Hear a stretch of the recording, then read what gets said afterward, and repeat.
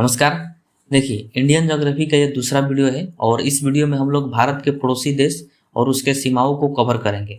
बहुत ही interesting video होने वाला है। चाहे आप किसी भी एग्जाम की तैयारी कर रहे हो, इस टॉपिक से प्रश्न जरूर रहता है और बहुत ज़्यादा प्रश्न इससे पूछा जाता है क्योंकि पड़ोसी देश का मामला है। तो सबसे पहले हम लोग इस वीडियो में इसके थ्योरी को मैप और एनिमेशन से कंप्लीट करेंगे और फिर वीडियो के लास्ट में हम लोग प्रीवियस ईयर क्वेश्चन का टेस्ट भी लगाएंगे, उसको सॉल्व करेंगे। तो बहुत ज़्यादा इंटरेस्टिंग वीडियो है, तो वीडियो को आप लोग ध्यान से देखिएगा। तो चलिए अब वीडियो को हम लोग शुरू करते हैं। तो देखिए, इसके पहले वाले वीडियो में हम लोगों ने पढ़ा था कि भारत के जो है 7 स्थलीय और 2 समुद्री पड़ोसी देश है। तो 7 स्थलीय कौन कौन से पड़ोसी देश है? तो पहला है पाकिस्तान, अफगानिस्तान, चीन, नेपाल, भूटान, म्यांमार और बांग्लादेश। तो ये कुल 7 भारत के स्थलीय पड़ोसी देश है। तो इस वीडियो में हम लोग इन 7 के बारे में एकदम कंप्लीट डिटेल्स में पढ़ने वाले हैं। जो भी इनसे महत्वपूर्ण एग्जाम में प्रश्न पूछे जाते हैं, जो भी पॉइंट्स पूछे जाते हैं, उन सबको हम लोग कवर करेंगे एनिमेशन के थ्रू और मैप के थ्रू। तो चलिए हम लोग एक एक करके इसको पढ़ते हैं। तो आइए हम सबसे पहले पाकिस्तान की सीमा को समझते हैं। देखिए, भारत और पाकिस्तान के बीच जो सीमा रेखा है उसका नाम क्या है? तो रेड क्लिफ रेखा है। जैसा कि आप इमेज में देख रहे हैं कि ये कौन सी रेखा है? तो रेड क्लिफ रेखा है। तो इसका निर्धारण किसने किया था, ये पूछा जाता है। तो सर साइरिल रेडक्लिफ ने किया था 1947 में। ये आपको ध्यान रखना है। अब देखिए, रेडक्लिफ रेखा की लंबाई कितनी है? तो 3323 किलोमीटर है, जो भारत के संबंध में है। यानी भारत और पाकिस्तान के बीच जो सीमा रेखा है उसकी लंबाई 3323 किलोमीटर है। और जो रेडक्लिफ रेखा है यह भारत के 3 राज्यों से और 2 केंद्र शासित प्रदेश से लगता है। अब 3 राज्य कौन कौन से हैं? तो जैसा कि आप इमेज में देख रहे हैं, पहला पंजाब है, राजस्थान और गुजरात।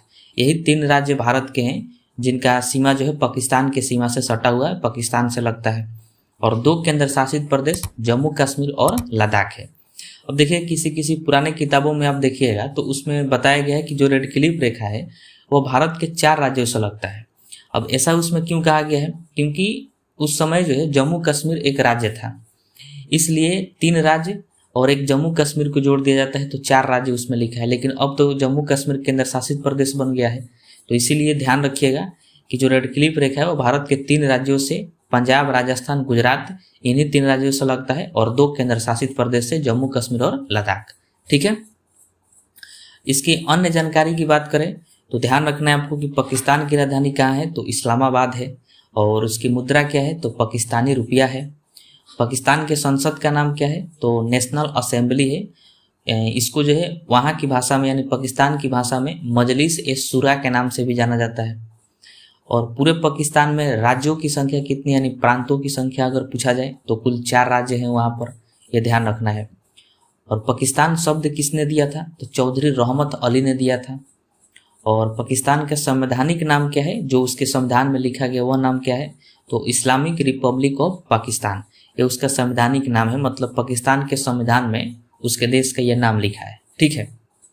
अब देखिए, ये पूछा जाएगा आपसे कि पाकिस्तान का सबसे बड़ा शहर कौन सा है, सबसे बड़ा नगर?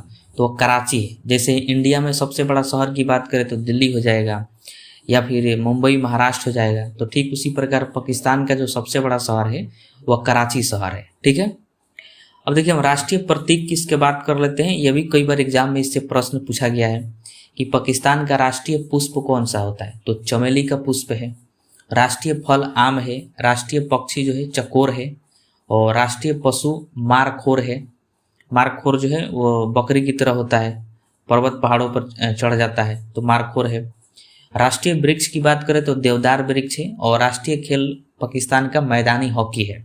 और राष्ट्रीय गान की बात करें तो कौमी तराना है। ठीक है। तो ये राष्ट्रीय प्रतीक भी आपको ध्यान रखना है। आई होप कि आपको ये जो है टोटल समझ में आया होगा। तो देखिए, हमारा दूसरा पड़ोसी देश है अफगानिस्तान। तो भारत और अफगानिस्तान के बीच सीमा रेखा का नाम क्या है? तो डुरंड रेखा है। इसकी लंबाई की बात करें तो 106 किलोमीटर है। और इसका निर्धारण सर हेनरी डुरंड ने 1896 में किया था, इसलिए इस रेखा का नाम भी डुरंड रेखा रखा गया। अब देखिए, जो डुरंड रेखा है वो भारत के मात्र 1 केंद्र शासित प्रदेश से लगता है और वह केंद्र शासित प्रदेश है लद्दाख। बाकी किसी भी राज्य से नहीं लगता है, ये आपको ध्यान रखना है। जैसा कि आप इमेज में देख रहे हैं कि ये जो है डुरंड रेखा है। और डुरंड रेखा भारत के जिस क्षेत्र से लग रहा है उस क्षेत्र का नाम क्या है? लद्दाख है। और आपको एग्जैक्ट अगर बताया जाए तो ये जो है पीओके का हिस्सा है, और पीओके का हिस्सा जो है ये पाकिस्तान के कब्जे में है अभी वर्तमान समय में, लेकिन पाकिस्तान का ये हिस्सा नहीं है, अभी पाकिस्तान के कब्जे में है, ये भारत का हिस्सा है। इसलिए किसी किसी किताब में ये कहा जाता है कि अफगानिस्तान की सीमा भारत से नहीं लगती है। तो इसके पीछे यही कारण है क्योंकि वह किताब वाला मानता है कि जो पीओके है वो भारत का नहीं है, तो इसलिए कहा देता है, और पीओके से ही अफगानिस्तान की सीमा लग रही है, डुरन रेखा, इसलिए कहा देता है कि अफगानिस्तान की सीमा भारत से नहीं लगती है। हालांकि हम लोग मानते हैं कि पीओके जो है हमारा है और वास्तव में पीओके हमारा है।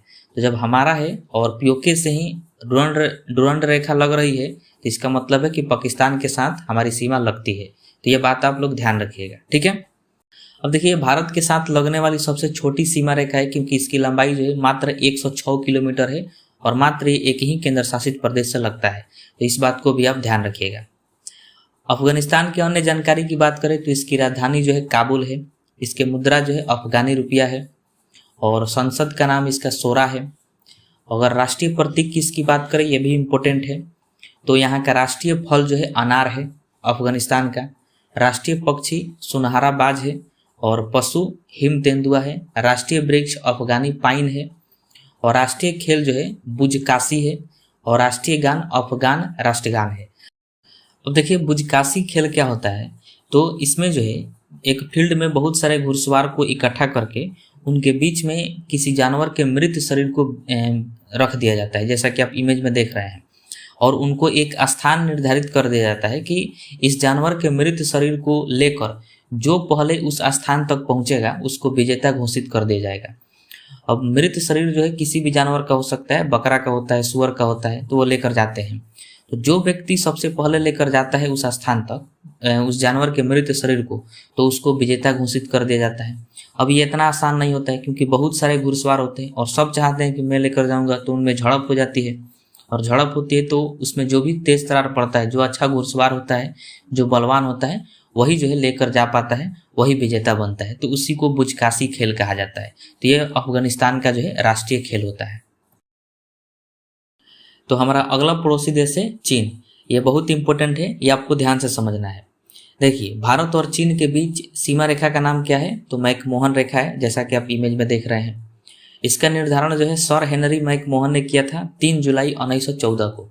यह इंपॉर्टेंट है, ध्यान रखिएगा। पूछा जाएगा आपसे कि मैकमोहन रेखा कब खींचा गया था, कब निर्धारित किया गया था, तो 3 जुलाई 1914 को किया गया था और इसकी लंबाई जो है 3488 किलोमीटर है। और जो मैकमोहन रेखा है ये भारत के 4 राज्य से और 1 केंद्र शासित प्रदेश से लगता है। जैसा कि आप इमेज में देख रहे हैं कि जो भारत और चीन के बीच सीमा रेखा है ये 4 राज्यों से लग रहा है भारत में। कौन कौन सा है, तो हिमाचल प्रदेश, उत्तराखंड, सिक्किम और अरुणाचल प्रदेश, इन्हीं 4 राज्यों से लगता है। और 1 केंद्र शासित प्रदेश है लद्दाख और इससे लगता है। तो ध्यान रखिएगा, कुल 4 राज्य हैं और 1 केंद्र शासित प्रदेश है। अब देखिए, चीन की राजधानी कहाँ है, तो बीजिंग है। इसका मुद्रा रनमिनबी है। रनमिनबी जो है ये पूछा गया है एग्जाम में, ध्यान रखना है कि चीन की मुद्रा क्या है, तो रनमिनबी। चीन अपना स्वतंत्रता दिवस कब मनाता है, तो 1 अक्टूबर को मनाता है, क्योंकि 1 अक्टूबर 1949 को यह स्वतंत्र हुआ था। चीन के संसद का नाम है नेशनल पीपुल्स कांग्रेस। चीन में चुनाव नहीं होता, एक बार हो गया सब फिक्स हो गया है पूरा। तो संसद का नाम इसका ध्यान रखिएगा, नेशनल पीपुल्स कांग्रेस है।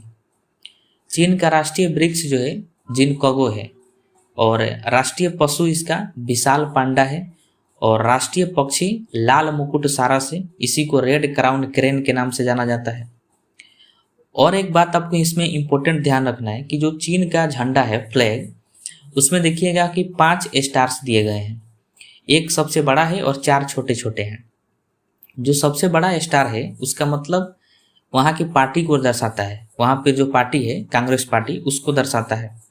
और जो 4 छोटे छोटे स्टार हैं उसमें से पहला जो है वो देशभक्ति को दर्शाता है, दूसरा किसान को दर्शाता है, तीसरा मजदूर को दर्शाता है और चौथा जो है वो मध्यम वर्ग यानी मिडिल क्लास के लोगों को दर्शाता है। तो ये झंडा के संबंध में भी आप ध्यान रखिएगा, ठीक है। तो अब आइए हम नेपाल को समझते हैं। देखिए, भारत और नेपाल के बीच जो है जो सीमा रेखा है उसका नाम नहीं है, ओपन बॉर्डर है, मतलब कोई भी व्यक्ति आ जा सकता है, कोई रोक टोक उसका नहीं है। तो ऐसा नहीं समझिएगा कि भारत और नेपाल के बीच कोई सीमा ही नहीं है, सीमा है लेकिन ओपन बॉर्डर है, उसका नाम नहीं रखा गया है, कोई बाउंड्री वगैरह नहीं है।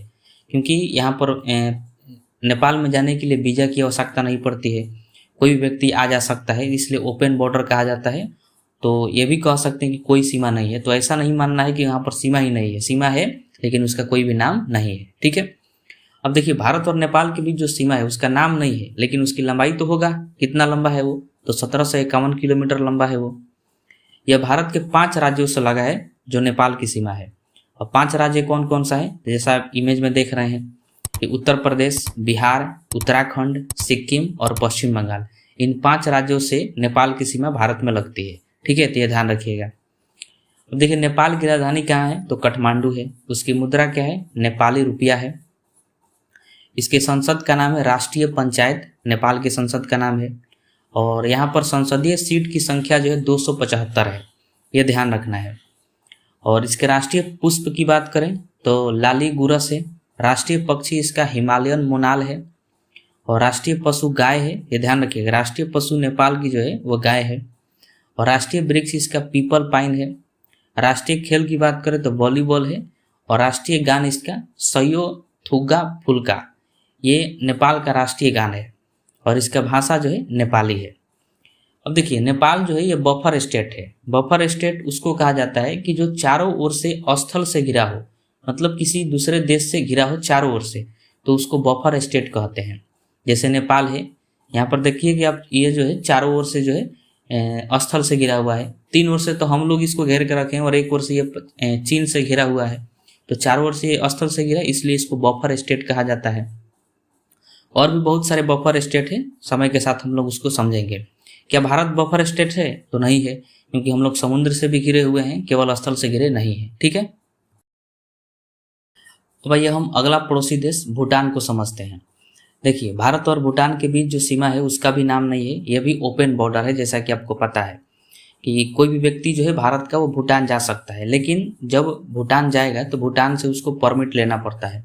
और भूटान जो है परमिट देता है, तभी जाके भारत का कोई भी व्यक्ति भूटान में जा सकता है। परमिट का मतलब हुआ है उससे आदेश लेगा, जैसे आधार कार्ड या फिर वोटर आई कार्ड जो है वहाँ पर जमा करना होता है प्रूफ के लिए, तब जाके एंट्री मिलती है भूटान में। तो परमिट की व्यवस्था है वहाँ पर। तो इनके बीच, भारत और भूटान के बीच जो सीमा है तो उसका नाम नहीं है लेकिन सीमा तो है। तो उस सीमा की लंबाई कितनी है? तो 699 किलोमीटर है, ये आपको ध्यान रखना है। अब देखिए जो भूटान की सीमा है वो भारत के 4 राज्यों से लगता है, जैसा कि आप इमेज में देख रहे हैं। भूटान बहुत छोटा है और ये भारत के 4 राज्यों से सटा हुआ है। अरुणाचल प्रदेश, असम, सिक्किम और पश्चिम बंगाल, इन्हीं 4 राज्यों से भूटान की सीमा लगता है। तो ध्यान रखना है आपको। अब देखिए भूटान की राजधानी कहाँ है? तो थिम्पू है, ये कई बार पूछा गया है।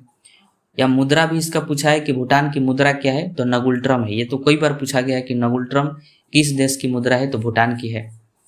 और भूटान अपना स्वतंत्रता दिवस कब मनाता है? तो 17 दिसंबर को मनाता है, क्योंकि 17 दिसंबर 1907 को ये स्वतंत्र हुआ था। और भूटान के संसद का नाम क्या है? तो तसोगोडू है, तसोगोडू इसके संसद का नाम है। अब देखिए भूटान को लैंड ऑफ थंडर बोल्ट के नाम से जाना जाता है। लैंड ऑफ थंडर बोल्ट क्यों कहते हैं?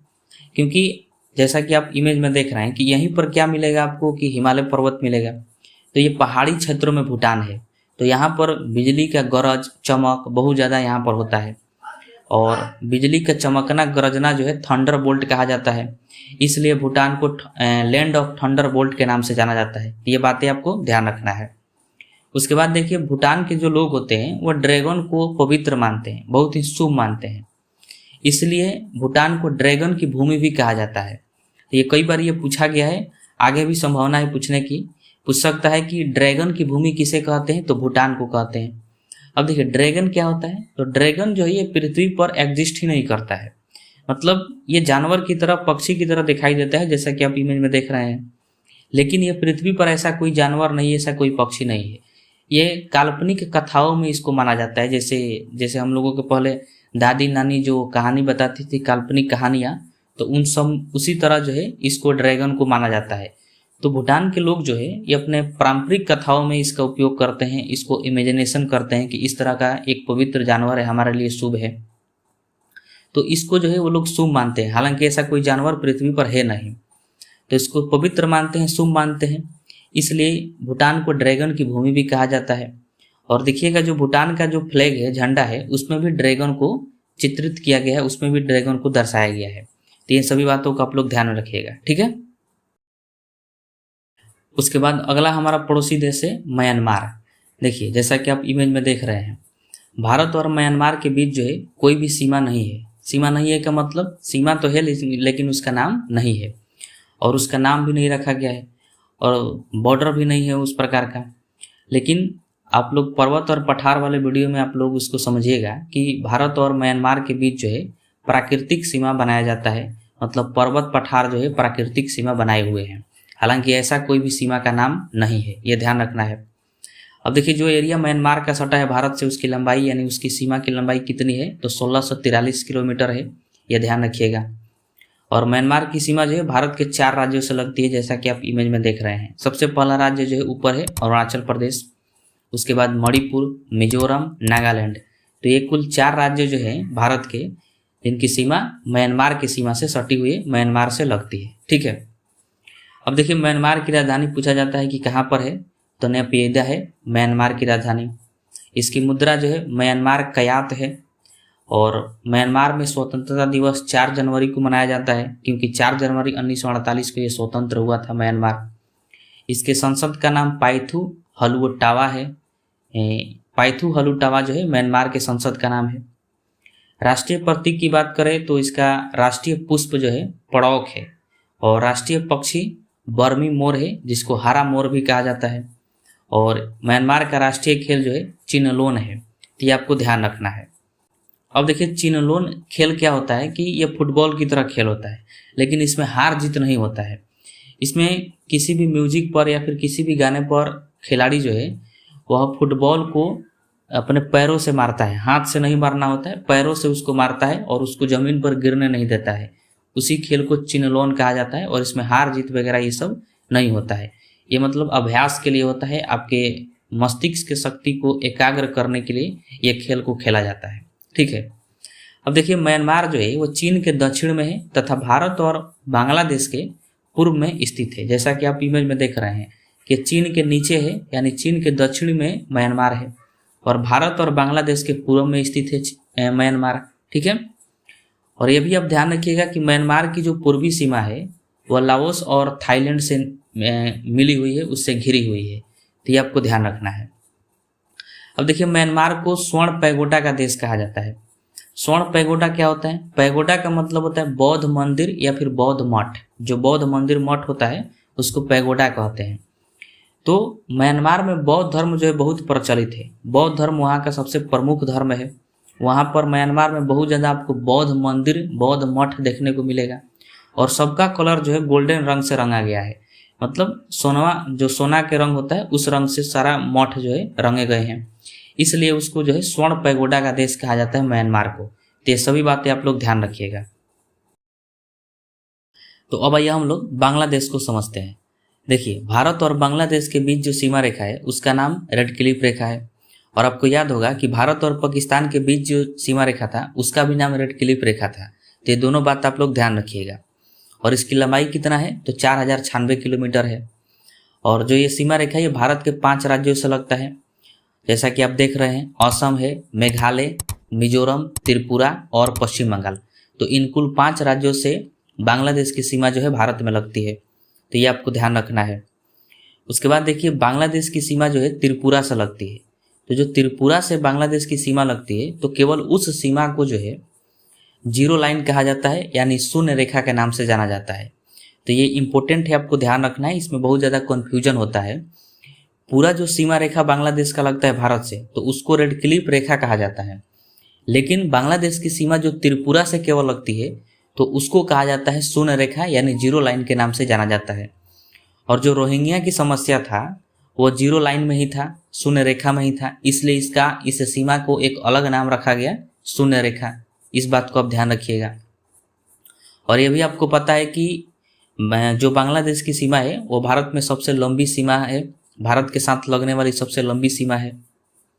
और जैसा कि आप इमेज में देख रहे हैं कि जो बांग्लादेश की सीमा ये म्यांमार के साथ भी लगती है, तो इमेज में आप स्पष्ट रूप से देख रहे हैं इसको। अब देखिए इसके अन्य जानकारी की बात करें तो बांग्लादेश की राजधानी कहाँ है? तो ढाका है। और इसका मुद्रा क्या है? तो टाका है। और ये स्वतंत्रता दिवस कब मनाता है? तो 26 मार्च को मनाता है, क्योंकि 26 मार्च 1971 को ये स्वतंत्र हुआ था। स्वतंत्र क्या हुआ था, हम लोग इसको स्वतंत्र किए थे।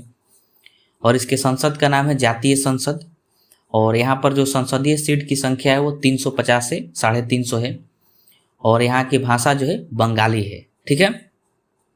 राष्ट्रीय प्रतीक की बात करें तो बांग्लादेश का राष्ट्रीय पुष्प जो है वाटर लिली है, जिसको सापला के नाम से भी जाना जाता है।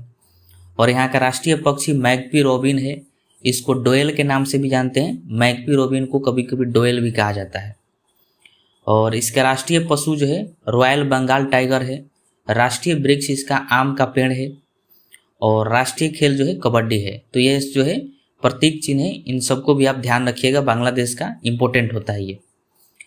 अब देखिए, बांग्लादेश को जो है नदियों की भूमि कहा जाता है, क्योंकि बांग्लादेश में बहुत सारी नदियां हैं, लगभग 700 से अधिक यहाँ पर नदियां मौजूद है, इसलिए बांग्लादेश को नदियों की भूमि के नाम से जाना जाता है। और विश्व के सबसे बड़ा डेल्टा जो है गंगा ब्रह्मपुत्र पर स्थित है। गंगा ब्रह्मपुत्र डेल्टा है विश्व का सबसे बड़ा डेल्टा, और उसी पर जो है बांग्लादेश स्थित है। ये इंपॉर्टेंट है, आपको ध्यान रखना है, कई बार ये पूछा गया है कि विश्व का सबसे बड़ा डेल्टा कौन सा है, तो गंगा ब्रह्मपुत्र डेल्टा है। और गंगा ब्रह्मपुत्र डेल्टा पर ही बांग्लादेश स्थित है, यानी बांग्लादेश बसा हुआ है। तो आई होप कि आपको ये पूरा जो है समझ में आया होगा। तो हम लोग जो है पूरे 7 पड़ोसी देश को समझ लिए, जो कि स्थलीय पड़ोसी देश है भारत के। और यहाँ पर एक इम्पोर्टेंट पॉइंट आपको ध्यान रखना है कि 7 पड़ोसी देश जो है वह भारत में कुल 17 राज्यों से सटे हुए हैं। यानी हम ये भी कह सकते हैं कि भारत के कुल 17 राज्य पड़ोसी देश के सीमाओं से लगे हुए हैं। तो ये ध्यान रखना है। ये कभी कभार पूछा जाता है एग्जाम में कि भारत के कितने राज्य हैं जो पड़ोसी देशों के साथ लगे हुए हैं, पड़ोसी देशों की सीमाओं से सटे हुए हैं। तो भारत के कुल 17 राज्य हैं ऐसे जो पड़ोसी देशों के साथ सटे हुए हैं। तो चलिए अब हम लोग अगला पड़ोसी देश समझते हैं, मालदीव को। जैसा कि आप इमेज में देख रहे हैं कि ये जो है भारत है, और भारत के नीचे जो है लक्षद्वीप है। लक्षद्वीप हमारा केंद्र शासित प्रदेश है। और लक्षद्वीप के बारे में आप ध्यान रखिएगा कि लक्षद्वीप जो है द्वीपों का समूह है। लक्षद्वीप पूरे पानी में है और यहाँ पर बहुत छोटे छोटे द्वीप हैं। इन्हीं पूरे द्वीपों के समूह को ही लक्षद्वीप कहा जाता है, और ये भारत के कंट्रोल में है। और इसके नीचे देखिए कि मालदीव है। मालदीव जो है एक देश है, और मालदीव भी छोटे छोटे द्वीपों का समूह है, लेकिन ये देश है। ठीक है। अब यहाँ पर देखिएगा कि मालदीव को कहा जाता है कि भारत का पड़ोसी देश है। तो आप कहिएगा कि ये भारत से तो सटा ही नहीं है। तो देखिए, मालदीव जो है ये भारत के मेन भूभाग से नहीं सटा है, लेकिन लक्षद्वीप से सटा है, और लक्षद्वीप हमारा है, इसलिए कहा जाता है कि मालदीव जो है भारत का जलीय पड़ोसी देश है। ठीक है, तो इसको ध्यान रखिएगा। अब देखिए, इंपॉर्टेंट प्रश्न आपसे पूछा जाएगा कि मालदीव और लक्षद्वीप को या फिर भारत को कौन अलग करता है या फिर कौन जोड़ता है, तो 8 डिग्री चैनल जो है इसको जोड़ता है। इंपॉर्टेंट है, आपको ध्यान रखना है। जैसा कि आप इमेज में देख रहे हैं कि इसको 8 डिग्री चैनल कहा जाता है, और 8 डिग्री चैनल जो है मालदीव और लक्षद्वीप दोनों को जोड़ता है। या फिर हम ये भी कह सकते हैं कि मालदीव और भारत को जोड़ने का काम जो है 8 डिग्री चैनल करता है। अब देखिए, चैनल का मतलब क्या होता है, तो चैनल का मतलब होता है कि अगर समुद्र में कोई पतला रास्ता है, भूभाग है, तो उसको चैनल कहा जाता है। तो 8 डिग्री चैनल इन दोनों को अलग करता है। अब देखिए, जो हमारा लक्षद्वीप है, मैंने आपको बताया कि बहुत छोटे छोटे द्वीप हैं, सभी द्वीपों को समूह को लक्षद्वीप कहा जाता है। तो इस पर जो है कुछ महत्वपूर्ण द्वीप है जो एग्जाम में पूछे जाते हैं। जैसे लक्षद्वीप का ही एक द्वीप है कवरती द्वीप, और एक द्वीप है मिनिकॉय द्वीप। दोनों इंपॉर्टेंट है, इनसे प्रश्न पूछा जाता है। कवरती द्वीप जो है ये लक्षद्वीप की राजधानी है। तो पहला प्रश्न आपसे यही पूछा जाएगा कि लक्षद्वीप की राजधानी कहाँ है, तो कवरती द्वीप है। अब देखिए, कवरती द्वीप और मिनिकॉय द्वीप को अलग कौन कर रहा है, तो 9 डिग्री चैनल अलग कर रहा है, क्योंकि 9 डिग्री चैनल के ऊपर कवरती द्वीप है और 9 डिग्री चैनल के नीचे जो है मिनिकॉय द्वीप है। तो ये दोनों को अलग करता है। अच्छा, लक्षद्वीप का दोनों द्वीप है कवरती द्वीप और मिनिकॉय द्वीप, और दोनों को अलग किया है 9 डिग्री चैनल। तो हम ये भी कह सकते हैं कि लक्षद्वीप को 2 भागों में बांट दिया है। तो ये प्रश्न एक बार पूछा गया था कि लक्षद्वीप को 2 बराबर भागों में कौन बांटता है, तो 9 डिग्री चैनल बांटता है। तो आई होप कि आपको ये समझ में आ गया हो। इन सभी बातों का आप लोग ध्यान रखिएगा। उसके बाद है श्रीलंका। देखिए, श्रीलंका जो है भारत के नीचे दक्षिण हिस्सा में मोती की तरह लटका हुआ है, उसको श्रीलंका कहते हैं। आप कई बार उसको मैप में देखे होंगे। तो भारत और श्रीलंका को कौन जोड़ता है, तो पाक जल संधि जोड़ता है। देखिए, अगर पानी के द्वारा, जल के द्वारा अगर किसी दो भूभाग को जोड़ा जाता है तो उसको जल संधि कहते हैं। तो भारत और श्रीलंका को जल के द्वारा जोड़ा जाता है तो उसको जल संधि कहा जाएगा और उसका नाम रखा गया है पाक जल संधि। तो ध्यान रखिएगा कि पाक जल संधि द्वारा भारत और श्रीलंका जो है जुड़े हुए हैं। और ये भी आपको ध्यान रखना है, कई बार पूछा गया है कि बंगाल की खाड़ी और मन्नार की खाड़ी को कौन अलग करता है, तो पाक जल संधि ही अलग करता है। देखिए, जो हिंद महासागर है, श्रीलंका के नीचे वाला ये सब भाग पर क्या है, हिंद महासागर। तो हिंद महासागर में ही एक खाड़ी है मन्नार की खाड़ी, और बंगाल की खाड़ी तो आप जानते हैं इसके ऊपर है। तो मन्नार की खाड़ी और बंगाल की खाड़ी को जोड़ने का काम कौन करता है, तो पाक जल संधि करता है। और भारत और श्रीलंका के बीच जो सीमा है उसको पाक जल संधि कहते हैं। अब देखिए, पाक जल संधि जो है वो भारत के किस राज्य से लगता है, ये ध्यान रखिएगा, तो तमिलनाडु राज्य से लगता है, ये इंपॉर्टेंट है। और श्रीलंका को पूर्व का मोती कहा जाता है क्योंकि ये मोती की तरह जो है लटका हुआ है, तो श्रीलंका को पूर्व का मोती कहते हैं। तो ये सभी बातें जो आप ध्यान रखिएगा, इंपॉर्टेंट होता है। अब ये हम समझते हैं, एक हमारा केंद्र शासित प्रदेश है अंडमान निकोबार द्वीप समूह, बहुत इंपॉर्टेंट है, इससे एग्जाम में प्रश्न पूछा जाता है। तो मैंने सोचा कि इसको कवर कर लेते हैं ताकि आपका टोटल जो है क्लियर हो जाए। देखिए, अंडमान निकोबार द्वीप समूह आपको जो है एक लाइन की तरह दिखाई देता होगा, जो कि वो भी द्वीपों का समूह ही है, समुद्र के अंदर है और द्वीपों का वो समूह है। उसमें बहुत सारे छोटे छोटे द्वीप हैं और उन सभी द्वीपों का जो है नाम रखा गया है। जैसे आप इमेज में देख रहे हैं कि सबसे ऊपर जो है उत्तरी अंडमान है, उसके बाद है मध्य अंडमान, उसके बाद दक्षिणी अंडमान, उसके बाद है लिटिल अंडमान, और फिर है निकोबार, और सबसे लास्ट में है ग्रेट निकोबार। तो इन सबको मिलाकर जो है अंडमान निकोबार द्वीप समूह कहा जाता है। देखिए, बहुत सारे नामों में अंडमान है और उसके बाद दो नामों में क्या है, निकोबार है। तो अंडमान निकोबार इसीलिए इनको बोला जाता है, और द्वीप है, द्वीप समूह है, तो इसलिए इनको अंडमान निकोबार द्वीप समूह के नाम से जाना जाता है। अब देखिए, इसमें प्रश्न पूछा जाता है कि कौन किसको अलग करता है, कितना डिग्री चैनल अलग करता है। जैसे यहाँ पर आप देख सकते हैं कि दक्षिणी अंडमान और लिटिल अंडमान, इन दोनों को कौन अलग कर रहा है या फिर कौन जोड़ रहा है, तो दक्कन जलमार्ग जोड़ रहा है, ये ध्यान रखिएगा। उसके बाद देखिए, निकोबार को और लिटिल अंडमान को कौन अलग कर रहा है, तो 10 डिग्री चैनल अलग कर रहा है। जैसा आप इमेज में देख रहे हैं, इमेज के थ्रू अगर आप इसको ध्यान से देखकर समझिएगा तो आपको समझ में आ जाएगा कि निकोबार और लिटिल अंडमान को कौन अलग कर रहा है, तो 10 डिग्री चैनल अलग कर रहा है। उसके बाद मैंने आपको बताया था कि ग्रेट निकोबार जो है वह भारत का सबसे दक्षिणतम बिंदु है, ग्रेट निकोबार, और ग्रेट निकोबार पर ही एक पॉइंट है इंदिरा पॉइंट। तो इंदिरा पॉइंट जो है वह भारत का सबसे दक्षिणतम बिंदु हो जाता है।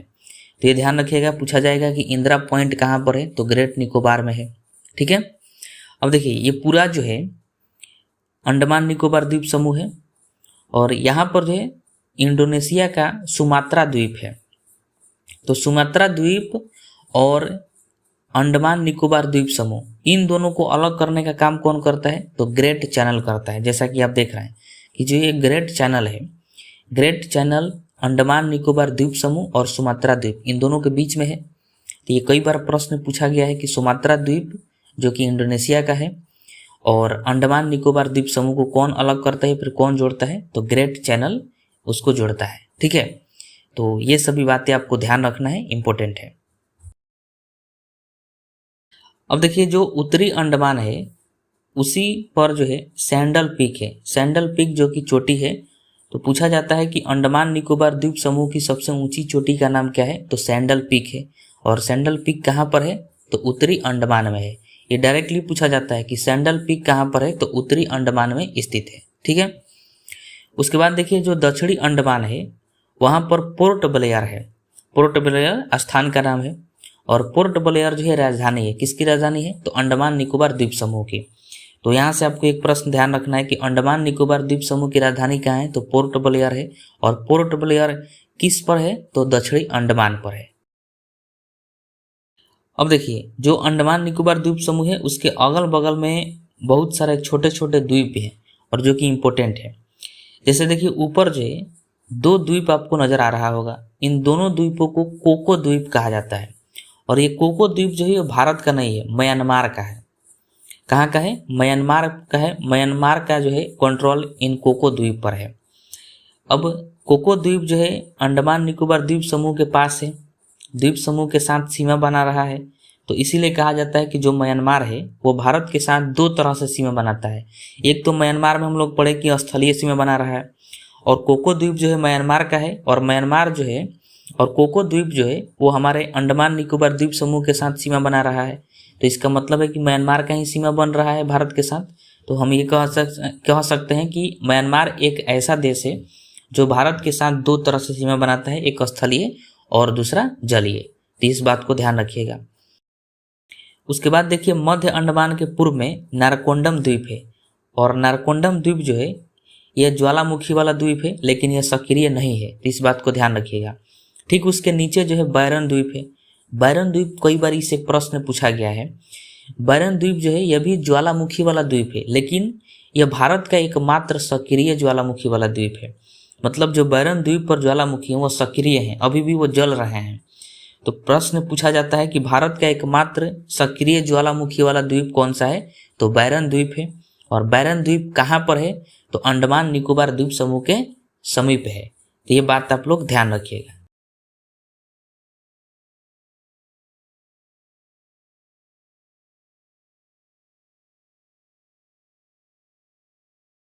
तो अब आइए हम लोग इम्पोर्टेंट प्रश्न को समझते हैं। सभी प्रश्न जो है प्रीवियस ईयर एग्जाम में पूछे गए हैं, तो इसको ध्यान से देखिएगा, और अगर आपको आंसर पता हो जाएगा तो आप नीचे कमेंट बॉक्स में बताइएगा। देखिए पहला प्रश्न है कि भारत के कुल कितने पड़ोसी देश है? अब देखिए इस प्रश्न में ये नहीं लिखा है कि स्थलीय पड़ोसी देश कि समुद्री पड़ोसी देश, तो इसलिए जो है इसका right answer option number C हो जाएगा 9, क्योंकि भारत के कुल 9 पड़ोसी देश है, 7 स्थलीय हैं और 2 जो है समुद्री हैं। ठीक है। उसके बाद प्रश्न है कि निम्न में से कौन सा भारत का स्थलीय पड़ोसी देश नहीं है? तो नेपाल जो है स्थलीय पड़ोसी देश है, भूटान भी स्थलीय है, और श्रीलंका जो है ये स्थलीय पड़ोसी देश नहीं है, जैसा कि हम लोगों ने पढ़ा था। ये समुद्री पड़ोसी देश है, और बांग्लादेश भी स्थलीय है। तो इसका right answer option number C हो जाएगा, श्रीलंका जो है स्थलीय पड़ोसी देश नहीं है। ठीक है। अगला प्रश्न है कि भारत के साथ सबसे लंबी सीमा किस देश की है? तो बांग्लादेश की है। Right answer option number C हो जाएगा। उसके बाद है भारत के साथ सबसे छोटी सीमा किस देश की है? कौन सा देश है जो भारत के साथ सबसे छोटी सीमा साझा करता है? तो अफगानिस्तान है, मैंने आपको बताया था। यह इसकी सीमा की लंबाई जो भारत से लगती है वो मात्र 106 किलोमीटर का है। अगला प्रश्न है कि निम्न में से कौन सा भारत का समुद्री पड़ोसी देश है? तो देखिए चीन हमारा समुद्री पड़ोसी देश नहीं, स्थलीय है। नेपाल भी स्थलीय है। श्रीलंका जो है ये समुद्री पड़ोसी देश है, और भूटान भी स्थलीय है। तो right answer option number C हो जाएगा। उसके बाद है कि भारत और पाकिस्तान के बीच कौन सी रेखा है? तो रेड क्लिफ रेखा है, और भारत और बांग्लादेश के बीच भी रेड क्लिफ रेखा है। तो right answer option number B. उसके बाद है मैक-मोहन रेखा भारत को किस देश से अलग करती है? तो जो मैक-मोहन रेखा है वो भारत और चीन के बीच है। तो right answer option number A हो जाएगा। भारत का कौन सा पड़ोसी देश लैंड लॉकड यानी चारों ओर भूमि से घिरा है, मतलब बफर स्टेट है? तो मैंने आपको बताया था कि जो नेपाल है वो बफर स्टेट है, यानी चारों ओर भूमि से घिरा हुआ है, जमीन से घिरा हुआ है। और उसके साथ ही भूटान भी जो है वो भी बफर स्टेट है, यानी लैंड लॉकड है। तो right answer option number C हो जाएगा, ए और बी दोनों, नेपाल और भूटान दोनों हो जाएगा। अगला है कि भारत के दक्षिण में स्थित पड़ोसी देश कौन सा है? तो देखिए ध्यान से अगर आप देखिए पढ़े होंगे तो भारत के दक्षिण में जो है श्रीलंका है। तो right answer option number A हो जाएगा, दक्षिणतम है। उसके बाद है कि निम्न में कौन सा भारत का पड़ोसी देश नहीं है? तो जो मालदीव है ये भारत का पड़ोसी देश है। अफगानिस्तान भी है। क्या थाईलैंड हमारा पड़ोसी देश है? नहीं है, थाईलैंड हमारा पड़ोसी देश नहीं है, ये म्यांमार का पड़ोसी देश है। और भूटान भी हमारा पड़ोसी देश है। तो थाईलैंड नहीं है। तो right answer option number C हो जाएगा। उसके बाद अगला प्रश्न है कि अंडमान और निकोबार द्वीप समूह की सबसे अधिक ऊंचाई वाली चोटी कौन सी है? तो मैंने आपको बताया था कि सैंडल पीक जो है वह उत्तरी अंडमान पर था। तो सैंडल पीक सबसे ऊंची चोटी है अंडमान निकोबार द्वीप समूह की। तो right answer option number A हो जाएगा। उसके बाद है कि 10 डिग्री चैनल पृथक करता है। तो देखिए ये प्रश्न मैंने आपको नहीं बताया था, लेकिन अगर आप ध्यान से पढ़े होंगे, ध्यान से देखे होंगे, तो जो अंडमान और निकोबार था दोनों को अलग करने का काम जो है 10 डिग्री चैनल ही कर रहा था। तो इसमें पूछ रहा है कि 10 डिग्री चैनल पृथक करता है। तो अंडमान निकोबार द्वीप समूह को दो भागों में बांट देता है, यानी अंडमान को अलग कर देता है और निकोबार को अलग कर देता है। तो राइट आंसर जो है ऑप्शन नंबर ए हो जाएगा। जितने प्रश्न है सारे प्रश्न एक प्रीवियस एग्जाम में पूछे गए हैं, इंपॉर्टेंट है, सभी को आप ध्यान से देखिएगा। उसके बाद है बैरन द्वीप अवस्थित है। तो बैरन द्वीप मैंने आपको बताया था कि जो अंडमान निकोबार द्वीप समूह उसी के बगल में ही द्वीप है बैरन द्वीप, और ये ज्वालामुखी वाला द्वीप है तो ये बंगाल के खाड़ी में है। तो right answer option number A हो जाएगा। फिर वो प्रश्न पूछ रहा है कि निम्नलिखित में कौन सा भारत में ज्वालामुखी द्वीप है, तो बैरन द्वीप है जो कि सक्रिय है। अगला प्रश्न है कि अंडमान निकोबार द्वीप समूह में गहरीदार चोटी यानी सैंडल पीक कहाँ स्थित है, तो उत्तरी अंडमान में है। हम लोग पढ़े हैं कि उत्तरी अंडमान में ही क्या है, सैंडल पीक था। उसके बाद है कि ग्रेट निकोबार और सुमात्रा के बीच कौन सा चैनल है, मतलब ग्रेट निकोबार और सुमात्रा को, जो सुमात्रा द्वीप है इंडोनेशिया का, उन दोनों को अलग कौन करता है, तो ग्रेट चैनल अलग करता है। Right answer option number C हो जाएगा। उसके बाद है अंडमान की राजधानी कहाँ है, तो पोर्ट ब्लेयर है। Right answer option number A. अगला प्रश्न है कि कोको द्वीप पहले किस देश का था, तो ध्यान रखिएगा कोको द्वीप जो है पहले भारत का था, लेकिन नेहरू जी की सरकार आई तो उन्होंने कोको द्वीप को म्यांमार को सौंप दिया, तो अब म्यांमार के हाथों में चला गया है। तो right answer option number C हो जाएगा, ऑप्शन नंबर बी हो जाएगा, पहले भारत का था। प्रश्न है कि लक्षद्वीप की राजधानी क्या है, तो कवरत्ती है। हम लोग पढ़े हैं कि लक्षद्वीप की राजधानी जो है कवरत्ती है। उसके बाद है कि 8 डिग्री चैनल अलग करती है, तो इसका जो है आंसर आप बताइएगा कि 8 डिग्री चैनल किसको अलग करता है, हम लोग पढ़ चुके हैं। 9 डिग्री चैनल किसको अलग करती है, यह भी आप जो है कमेंट बॉक्स में बताइएगा। उसके बाद प्रश्न है कि लक्षद्वीप की आकृति कैसी है, तो देखिए घोड़े की नाल की तरह जो है लक्षद्वीप की आकृति है। उसके बाद प्रश्न है कि निम्न में कौन सा द्वीप अरब सागर में अवस्थित है, तो ध्यान रखिएगा अरब सागर में लक्षद्वीप है। अगर मालदीव पूछे कि मालदीव किस में है, तो हिंद महासागर में है, ठीक है। और लास्ट प्रश्न है कि लक्षद्वीप में कितने द्वीप समूह हैं, तो ध्यान रखिएगा कुल 36 द्वीप समूह हैं लक्षद्वीप में। तो राइट आंसर जो है इसका ऑप्शन नंबर सी हो जाएगा।